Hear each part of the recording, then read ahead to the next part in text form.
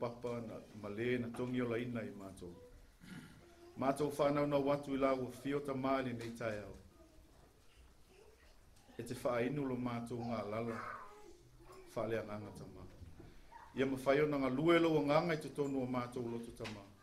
Ta pena ina la mātou wholaunga li nei tau sanga tama. Ina ia vi ia I pia lau o whio. Ai tū maulo whatau lo mātou whatau waa. Ia vi ia pia lau fio ia so uma totoyo lo mātou wala ta ma whaftai lau whau unga ila o ona. Ona o lau suafa Yesu. Amene, mamene. Whaftai.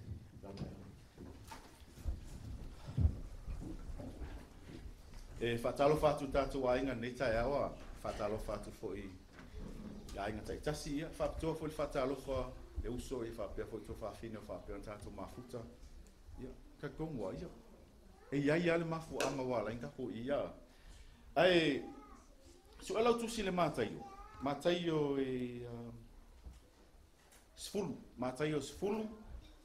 Don fai pe fas fuma lua se fangata fas fuma lima. O angafi. Na mako wo e mako fai pa ua. Le leva ia mo fai lo ko lua fa kaungi o fumo. Ai le ka ko mo ko lua I la mo. Le ala o fai e role anga. Ka ko ho la so walu o le molu pe ka ye molu ai sua I de. Ma ko la ia le ka ia. O ba o walu ai ka. Mo mua o ka o. Wa loko le mea. O fa pe. A ma ko fo inge le ngi pau. Ma ko ai yoki ai la o ma. Ko ai yoki ai la ko ko ki ai ma ka maksava. Fa pe la wali ka. O vai a kwala pe o popole o lo ngalo fa ma fa pe a po la ke ia ia sa. O ngai ia. O fa peso o le ai mangi pau. Kasi ale pau o molo. A vela kai mingo o sole wa ko loko. Kai milanga o walu ai lalo. Ko kele ana. Le ala o sau kai au ngai le o fa ia ku ka ko. Ai ai sesi e fia manga o pau. Susu pe oi le sang. Ai sau ia o ka fa singo ku me mai pau a. Ai fa mai le au tu o manatu le nei aso. O la tāu au nanga I le atua, o se whaamanuianga. O la tāu au nanga I le atua, o se whaamanuianga. Te tonu o mawala tusi le mareko se fulu, o lona whai upe whaas fuma lua, se whangata mai whaas fuma lima, a maua whai mai ameni. Ko lua le uno. Mareko se fulu, whai upe whaas fuma lua, se whangata whaas fuma lima. A maua fai tau fa molmole. A wawala watu Yesu ia te latou. Fa pe atu lea o ia te latou. O tau I loa o li onu ese wali ta I latou. O e usiri fo I latou. Ua pule ia te latou. Ai le fa pe o tou. A sefia sili ia te o tou. ia fai o ia ma tou au au. Se ua fiu mo moe ia te o tou.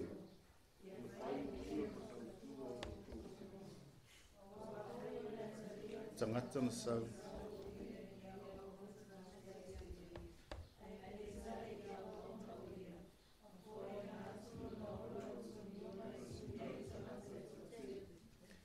Fai mai le fai upo e whasu mantolu. Ai le wha apea o tou. Au se fia sili a te o tou. Ia fai o ia maa o tou au au na. O se fia mo foi a te o tou. Ia fai o ia tau tua ia a o tou uma. Fa mai le manatu au tu. Au au na i le atua o se wha manu yanga. Inga ua a vea au ma tangata whaolaina. E iai awai wainga e kupu pe yaso uma. A ina ua a vea au ma whaila uma. Ua a vea o se whaamanu yanga tele ilo o langa. Okay. O le ala lo whai atu o se whaamanu yanga.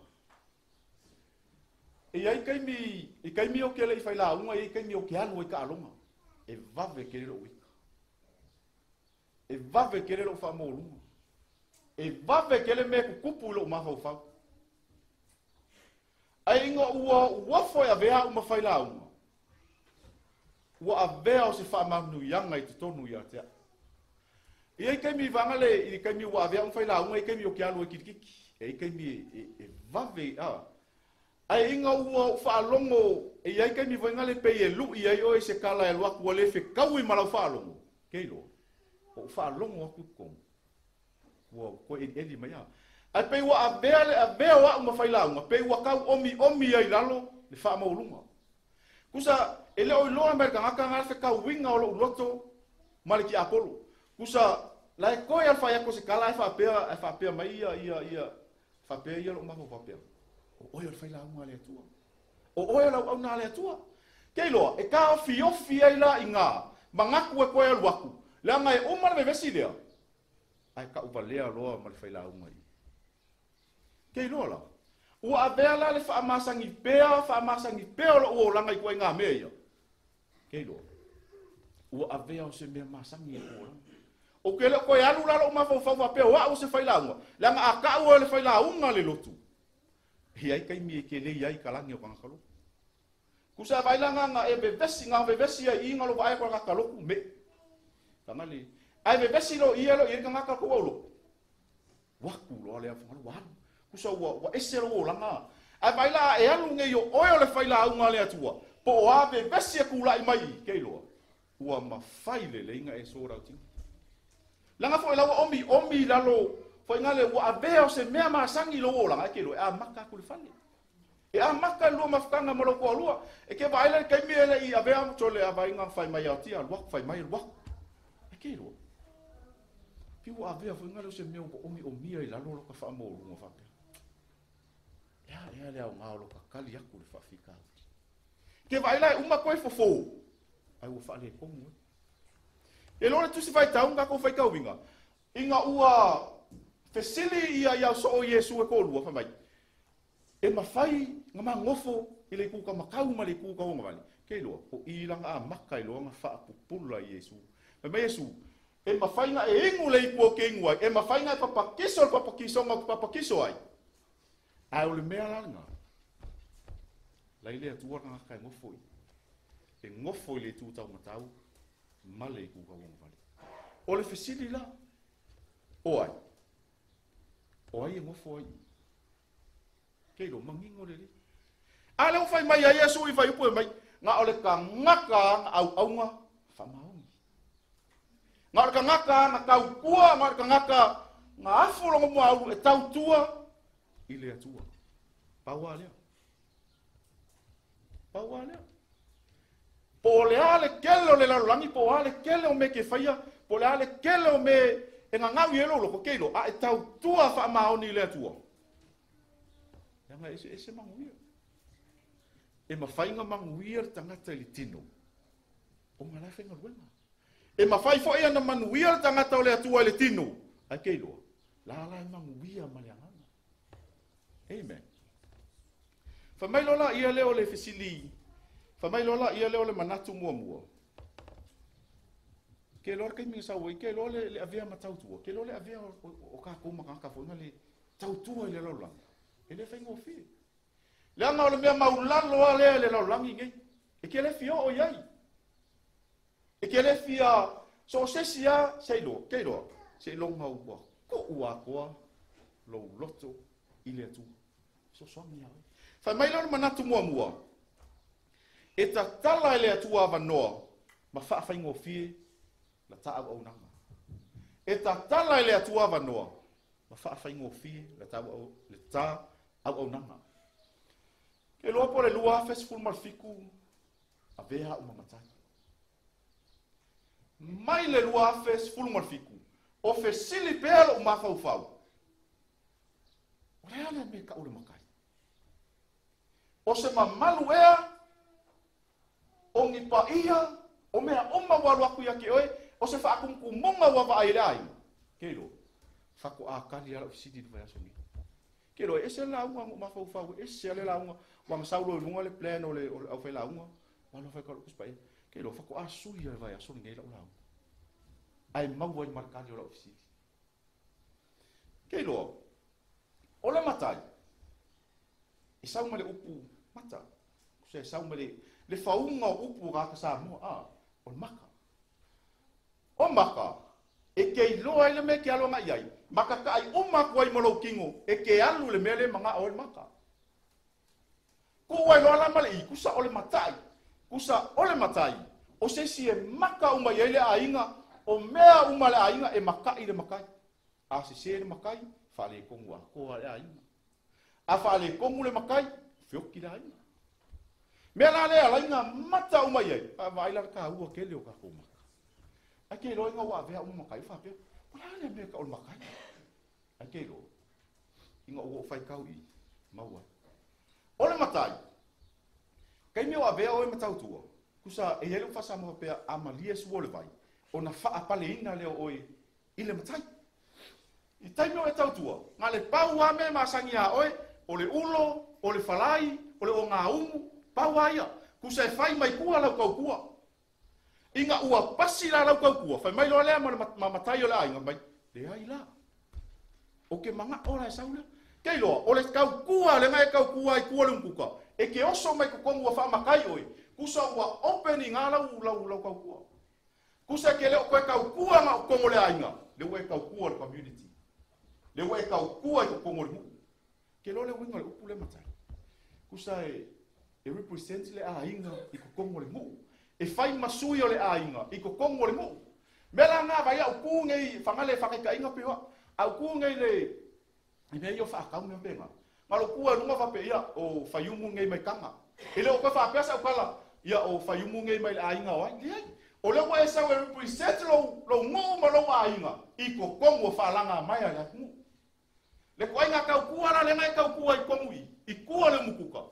E ke o mai e kakala ke lo ke fa longo wa ke ko a filebu fa stai le tu mo makai la nga foi ngale o pa ia o mamadu ke lo o fa ia ke lo fa mau lalo la le loto le matai ha va ai le fa ia ina le tu e manga o mia la fa mau lalo le makai ke lo la kala le o mai ai o kala ko ingo musi kala ya musi kelo e tatala ele atua va mo ke va ai kai minga kau kuai e kele i lopo a me fa makai ai inga ua e ofo ke makai inga ua abaku fa mangu yanga ya o ke makai me kele i lo e tatala ele atua ro mala mala e kele ko pola po ai ke fa sanga ia langa fo ila e sa e kau kua mai kua ele fa pe ala kai minga i langa o lo ke kala ngo ya sola i yang ku kua usanga kua le ku a kai e mawhainga e ngofo ngei, a whai mea ngai Samoa, e mawhainga e ngofo ngei kau kua ro ai ngai kau kua i Samoa, ora kau kua le mea ngā. E ke tau mai kua. Pengo whai aku mua fo. Ole tau tua, lua upu lai whai, tau ma le tua. A whapalangi la fight back. E se e la le winga. A kamolo la ku uangi whasi uwari, fight from the back. Kusa ke kau mai kua, e ke sau ana i luma. Le mea la lea vai langa whai mai a, ma sau Yesu, e au na mo oina. Amen. Mai lola ia lor kala ia mo se fame. Inga ua wala aule atua ia mo se e alo e mai longa mo. Kusa wala aule atua ia mo se lai leo ma mo e kamao long ko rua. A fa mai inga ua va ai le la au kala kala. Le ala ua pasi e kau kua mo se ko kongo le ainga. Le ala u kau ma fai le atua se i kau ka kala aku lai kua. O le manga o mia e le atua mo se. A vailar kai minga fai ko ia mo se. E faki ia mo se e fa mai mo se. O le ala u kala. E fai la kui o. Kalu a mai lo lai kiki o ke le loa fai se la uma o ke le loa po le ale upo la fai. Ke loa. Wa umma ko inga excuse mo se e fai le atua. Ngal fai akua, fa malama mai le atua. Ngal fai akua, fai mai le atua. Ke loa fa melo le atua. O ai nga fai ale mo po. O nga fai lo. Alu ke ku waku ia o upo kau kala ke loa. Vai le fa nga ina le atua o ka ngaka. A o inga malie le atua le kau ku. Ke loa fa pena foi. E a maka mai le ainga. Okay, lo le luas full mal fa. Ele fa ngo fia foi lo fa sanga inga malo ainga. A o ingale ta pena mai e le atua. Ua manga o le atua. Se i ka kala mai I lau tau tua. Ai ke lo. E ka fia ka ko ba ko. E ka fia ka ko. La ua le fa mai le atua ua o or kai mi wa kaunga e sau e ke ngalu e mo le atua. Ala e va ai. Lava ui. Ua le ke lo. Yo kia ka ko ma. Mai lola ia le male famiglia le kala Paulo e Filipi ke lo. Amo le simele le yo kia ka ko. A fa mai ya se wa or na ka ile e o lo ku nga ia ma kwa fa le kongwa. La fa fenga o la kwa ka ku le atu ke lo. Fa mai Paulo ia Filipi. O te le manatu o mau. Ai ke fa ngalo lo ku nga ai ke mo e punga wa ke lo. Uma lua fe lo sumal fa. Keleng ya wa onga ka ko mau mai. Kai mi nge le ka ko fa sanga e lua fe malima. E ke le plan ale tua le lo kula. Ke lo. Ngau mi lo kula. Fa mai le vai le manatu lo na lua. E fai ele atua mea matautia i lo olanga. E fai ke awa. E fai ele atua mea makaukia i lo olanga. E fai ke awa. Mai lo le markala le ya kabika. Ke lo ang su ek foi le kabika fa mai le leo. Fa mai Samuel a mai ele ma fainga ka ko bang bangai se lo ngau saul kama. Fa vai su ek wala tau tu. E su ek wala o pa mamoi. Akelo e makaukia mea na faia ta. O kala malama ka ko masangi ai. O ka ko lo le or kai mina ngalu e ta vita ya si ngau so aluaku pau wa le o le koa. Fa ko lo inga ko riaka. Kelo. Ka ilo ai se si su enga o iai I maa. Aulo ia ma fau. Ol maa. No mo ma. Ana control ele atua ma. Kelo. Ma ole di ia. Ai ku ulai le atua e alu ma. No fel ngai. Nga lu aku sa o fa umakia. Kelo fa pe nga ko ulo. Awe ke popole fu awe ke fa pe. Sorry. Ia la walu ngai la ke fa la ngo ke le lo se me. Kelo awe ke pole. Fai kau kuspai. Kele o mea ngā le kong. Ngai ba aile le whao ngā ina o ele atua. E makau kia fo.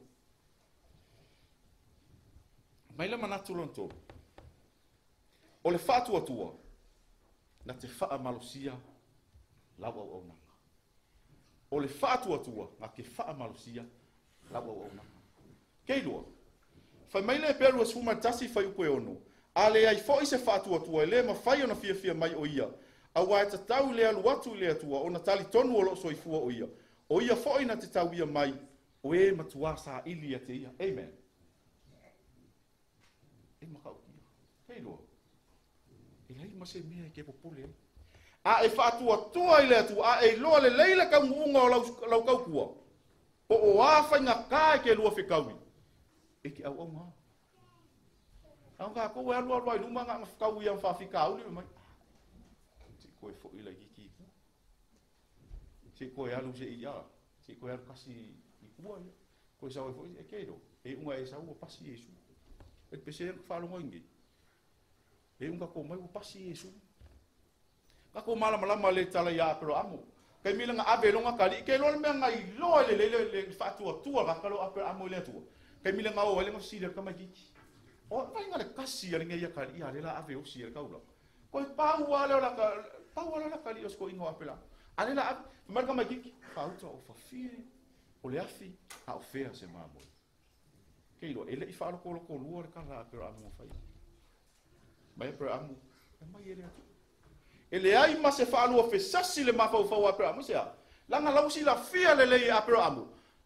Le atu ala o ngai. Le ala fa mangu ya.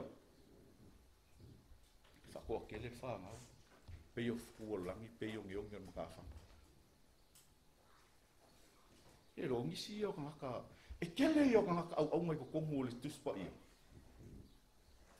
E mau mai ai mea nga wa ta tau tu ai le tu. Au isi yo ka o mai. A vai la ai ke no le ma ngai yo le ka ku ra ka lo mo si. Ke lo nga fa mangu ia inga ia isala elu ile ka ku mo si. A vai ngele a ile mala muli. Nang fa ile tu ia mo si fa ia isala e. Fa si se ma mo e vali e lu mo la ko fa. A lo ko ka ia un makua. So polo ala ia le. Anga le fa ia mo sel menga. E fio ki uma makua. Pei fa ka ku ke lo. A e tau tua ile tua e a vea oi ma fa mangu yanga I kongo lo ai. E ku kupu fa la lave o a fa fika auli pe oro wa inga mfai oi. Ke lo. E a vea oi ma fa mangu se fa mau lan lo. Ai vai la e ke vai aku ko yo mai. Ku o pe ala ko we fai. E a vea oi ma fa mangu yanga. I te tono lo ai. E a e a ona ile tua. E o foi la le ka malo ka vika. Sama mau al mafo ka vika. Kusa sama mal mafo sala elo malo I ya fliskia. O man ko fliskia le nga pisa ia sa mo last week. Ya ko pisa fu ngabi e ko pe sa mo a. Ai ke lo. Inga u fe ka wi lo la va ngale a. Ai vai soli. Fa ko I lalo le ka vika. Le ka ngaka ko ma ya ola iki. Ai sia. Lai fa o nga ina ile atua. Langa o fu a ko lo nga ola ile atua. E o fo ya pero amo. Ta ko lo le fa manu yanga na mau ya pero amo. Ele I mau saka. Ele I sanga for recha po sanga T-Max po sanga me penga. Ke lo ngau ki ya pero amo ele vai benga. Ala wai lo le ya pero amo. E tau nu fol langa le atua. Amen. Sau lo le mal fesili ku mai fa mai. O ai lai fi ago. O ai o ko fi ago. Ke lor kai minga Sau Yosua kai lingu ulang au boleh lawan malu sumus. Famerkala Yosua ile no. Pe a fai fo ile anga ia te au tau au na ile li. Ina filifili ia au tau le aso nei. Po ai tau te au na iai. Po atua na au na iai o tau ta ma. O e sa ile tu le lai tu o le vai tafe. Po atua sa amori. E o lo lato nuu o tau no fai. A o a u nei ma lo ai. Ma tau te au nai le atu. Kei lo. E a maka mai lau whiwhiri. Whai sau whiwhiri ngā popo. Whai whiwhiri ngā kei loa ke mangui ai. La ngā e whiwhiri ngai. Ngā e wa aila ia le. E le whapea o whai mai le atua. A e whiwhiri ngai. O ngā whako a maka lea po lua whenua ongo le ai. E a maka ngai. E a maka ngai. Ina ua e whiwhiri ngai. E ke waila ia. E ke waila le suwinga o lau a inga. Le suwinga o lau whangau. Po le ale kai me wala. Awa le atua ia oe. E ke le koe popoli. Laua e loa lewa umanga whaule. Le foundation mo lau whangau. E ke le koe popoli. Laua e oki mali e a laua e loa. Tu ui le atua. Pai umma le kupulanga. Luaku malesi kupulanga. Ai o le whiwhiringa e ke whai ngai. Nga ke roke min kako. Inga ua kako kalia Yesu. O inga whangale ua ka ua ko promise people a. Whangale o polo misi umanga whai mai. Nga mai kalia Yesu. O polo misi umanga whai mai ai ia lea tua ko ongola whionga paia. Mea umanga ke maua. Ai whikala ka kālanga ai oi o lau tautua. Pe ngaka I. Pe ki kango e ave whafoi o ake vaila. E whaamangu ia I ngai ka ngaka ko ke mafuka. Amen. Langa e le koe ngā me whengale, e vai ngai me mole I kongo le kalesia. Sai, a whapea kau sankia ngai ngō usalu whale.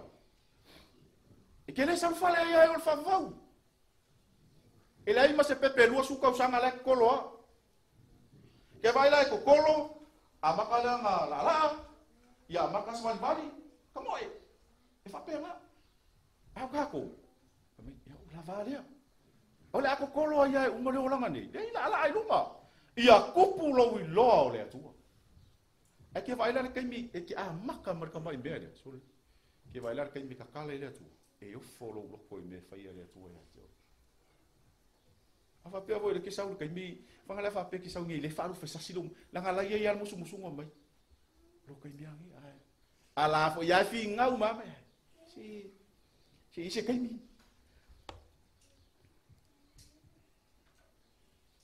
ke lo le wo sau male ke lo ngo sau mala o me alo fo la ngai o me alo fo le e le aveses a fa pe ke manga o me alo fo ai sau le anyone po ai manga o me alo fo ma sau le e va qua o le kuper mele ko ko a e manga o me alo fo ye la ka ki no mai e fa ia ngai ngalo sau wa ava Kelo, me como ele kupu la kagu. Kelo la fio mo pa ia le tua, olla mo le mea lo fale ia. A kelo ke mi go fa ia ku exa va ku mea lo fale ia ku pe ku. Ai so va. Oki a ka ku ka kuma. Kau ke vivili ia ia.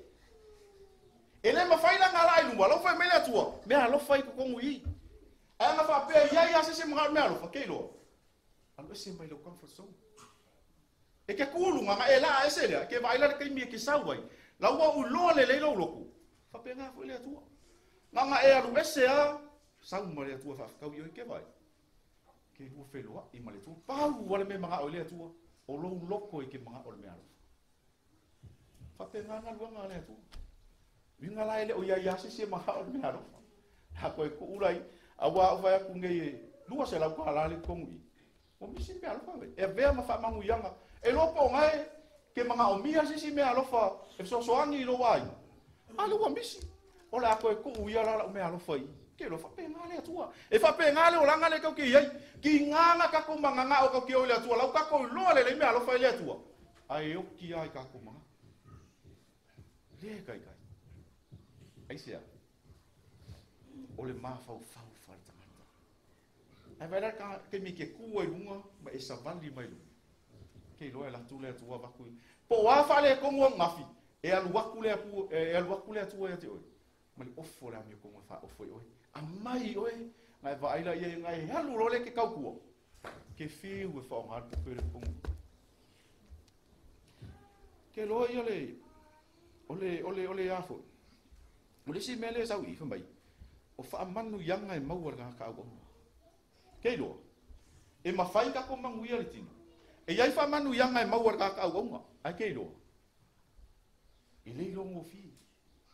Langa fo I le fo ko mo lo. Langa ke lo la sa mo le ka sanga nge. A vini merka ka ya. Alo wa pa o ngara. Ya. Le fai vai va me ya o lo ngara ka. Bindi ba ka mai. Malosu. Pa malo wa. Mai soi. Ke lo ka uso fo ngale lenga o le va. Fa I. Fa mai soi. Le manguia ka fa. Ya mai. Fo renja lua fe lu sumar ko le fe lu. O ke lo ti max. Fa soi o ke lo ari o ese so ma ese me lunga kwa. Fa o ya mai. Ke lo o la ko pule. Yo ka kala ko fe ngal. Ke lo yo ngal fa lo la ka. Yung makoy mo foi la last week. Hero. Le manu wia mai le tua. Le kong wi le la ka ngoi la wa. Ke lo ai lo o lo manu wia mai le tua. E ma fai nga manu wia me ia. Ale kele ka mau o pule le ola. Kele ka mau mea ke kea. Ai sea, e le o manu wia I le anga. Ile o fa ku mua ko kongo le anga. Ke lo la sa wa lo la malisi mai e fa fe fe nga I lo nga ka o manuia I le tu fa mai ke lo ai lo manuia o manuia le tu e ke le ko pepelo le va mau ma ku ke Kira ko pelo langa voi le kero. La wa ngofo le atua I ko kongo lo loko. Pe me lo mai. E ke fa ma ongi le va ma lo uso. Le ma sa sa. O mea o mai ai de ko kongo ia. O mea yo fa mangu ia inga I o e va mai. E ke lo ko mau lalo le va ma lo to lua. Whanonga kupi langa e kai mi pe e sau vanga fine pe whanonga kupi maaki. Pe aso o lo lo lainga. Loko mau lalo. E kero.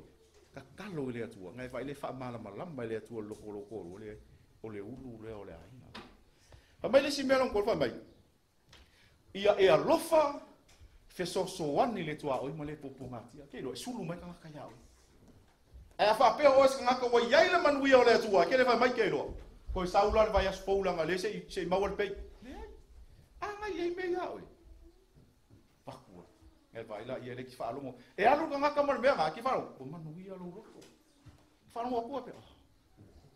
Me si liau whangale. Lau e whaia le mea nga oi le atu. Ma le sin mea. Au koe whaia fuor kala o lesi. Au ora koe whangale, a whapea ua e manuia I lumo le atua. E lei se mea la e alu ai fua, whai fua kala o lesi o uso. Ngai vai la ie, e vevesi muli muli. A ua e whana whapea, oa ua tangata lea o moe le kua. A le ua vevesi e lau langi o ngawa. Mai walesi mea mai, whamangalu. Whainga. E le whaingofie. Ke lo langa a whai mai e sa, ka se mea ki whanonga ko ki ngā. Ai kau ma fai e whamanga lo ki whanonga kua e mai ake I miu maa sa uar mea lea. Ai keilo, a e loa tangata ua manu wia I lea tua. Whamanga ni. Mai loa lea marisi mea muli muli, whamai. Ia e alofa I loko olu, alofa loko olu. Pe o ke riso ngā alofa I le kalesia. Mai lea mai ngai lea tua olu mea, e le kuspa I olu mea, whamai. Ia e alofa I loto olua. Ia lea tua na, le ngā alofa I le kalesia. Au ke riso le ulu le ainga. Ai va ai lola ia le ai. Ai va ai ngai la inga ua uma na tau tala Yesu, ina uma sau no Yesu me ia mai. Ai fia sili, au aunga. Ai fia me mua, ka kua Fai kau I folai lalo le fas kuma le ungu. Ke lo fai mai inga o Yeriko, pise kau langa Kusa fai mai na inga o inga. La apasi ya ma Yeriko. Ai pala au lor kau wasore. La apasi ya. Langa yeri kai me pasi Yesu mo. E yeri kai me mai lo wa mo. A fa mer kala le sa mai la apasia ele va pe ngar ka waso le ko mo mo ko ngaka ko akele ngaka ile mala uso ai la ngona le Yesu ngaka la fia wo. La fia ola. Ko e fo ya Yesu fa mai o le ala me ke manga o ya fa mai nga rapo ni. Fia populo. Ke lo como e kalesia ke ninguém. Que le ka waso la sa fai. Amen. Amen. Que le ka waso la ya la e o ka waso ale tua. Le ale. La ki nga fai aku alo fe ka wi bela fai ala fai ya. Isia. Fa tau so ina tato wola. I mea o le olanga ngi.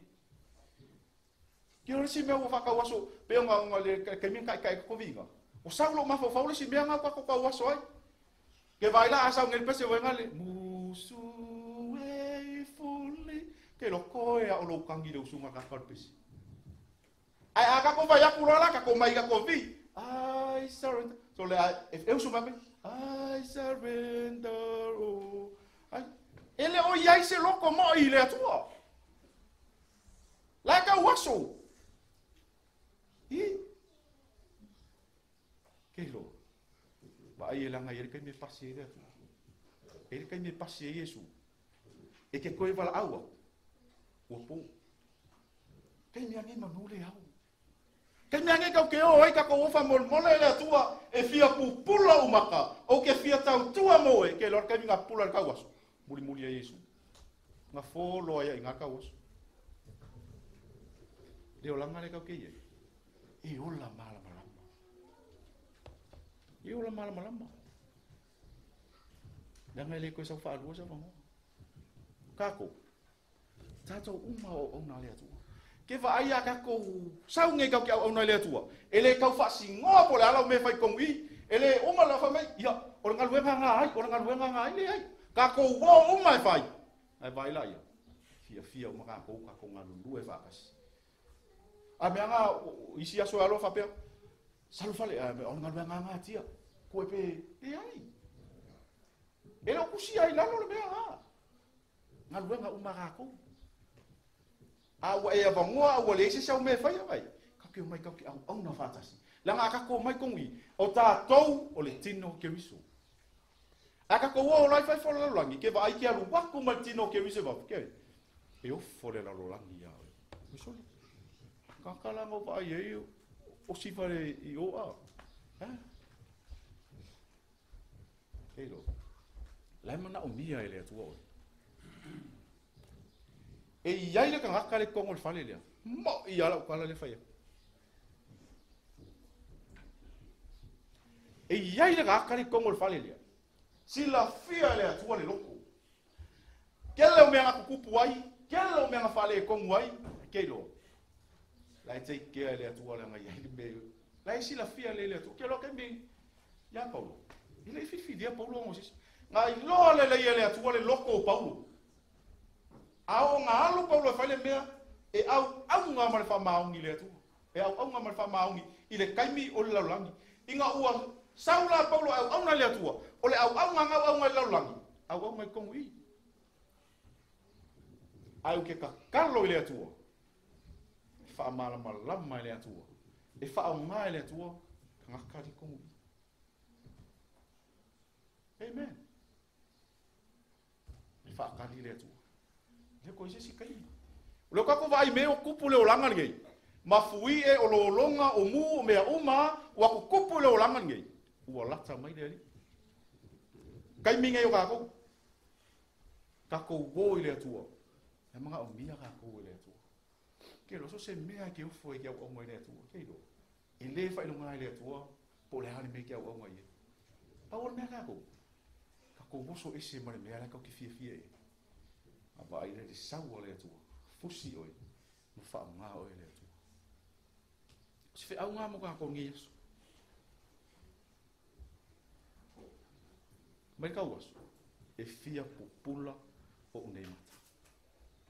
Ai le fosia o le o ngā lea tu. E le fosia o e sesi, o lo loko fu keifu.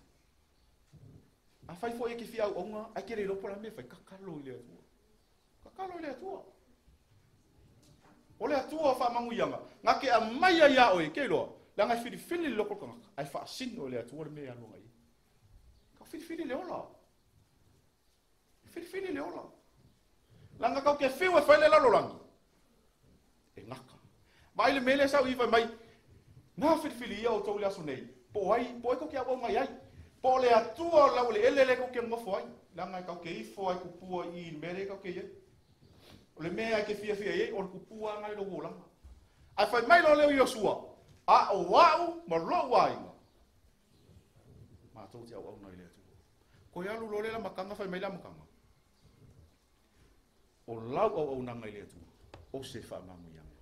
Nā whamangu ianga, e manguia ia oi.